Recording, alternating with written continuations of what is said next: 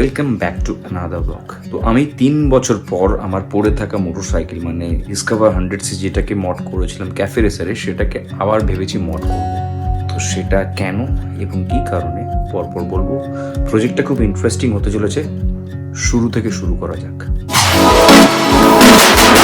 3 বছর বাইকটা পড়েছিল পুরনো বাড়িতে।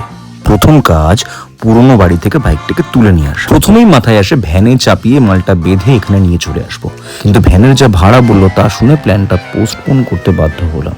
তারপরে ঠিক এইভাবে বাইকে বসে বাইক ঠেলে বাইকটাকে নিয়ে এলাম গ্যারেজ অব্দি। আর এই কাজে আমাকে সঙ্গ দিয়েছে আমার বাবা। তো ফাইনালি 3 বছর পর এই গাড়িটাকে রেস্টোর করা হচ্ছে। 3 বছর গাড়িটা বন্ধ হয়ে পড়েছিল। পালসারটা যখন কেনা হয়েছিল তারপরেই এটা বন্ধ হয়ে যায়, তারপর থেকে এটাকে চালানো হয় না। তো 3 বছর পরে আজকে এখানে তেল ঢালা হবে এবং স্টার্ট করা হবে, দেখা হবে ইঞ্জিনের কি কন্ডিশন আছে। যদি ইঞ্জিন ঠিকঠাক থাকে তাহলে ইঞ্জিন করানো হবে না, যদি ইঞ্জিনের কাজ করানো হয় তাহলে খরচা বাড়বে। আর পালসারটা নেই, সেটা কেন নেই সেটাও জানাবো তোমাদেরকে, দেখা যাক কী হয়। তো এইটা হচ্ছে মোটামুটি অবস্থা। আস্তে আস্তে গাড়ির কাজ হবে। আজকে রাত্রি মোটামুটি বলা হচ্ছে স্টার্ট করে দেওয়া হবে, বাকিটা আপডেট করতে থাকবো 1 by 1। এটা একটা ইন্টারেস্টিং প্রজেক্ট হতে চলেছে, লেটস সি। তো আজ আপাতত এই পর্যন্তই। অ্যামাজনে বেশ কিছু প্রোডাক্ট অর্ডার করেছি যেগুলো বাইকে আমি লাগাবো, ইনস্টল করব।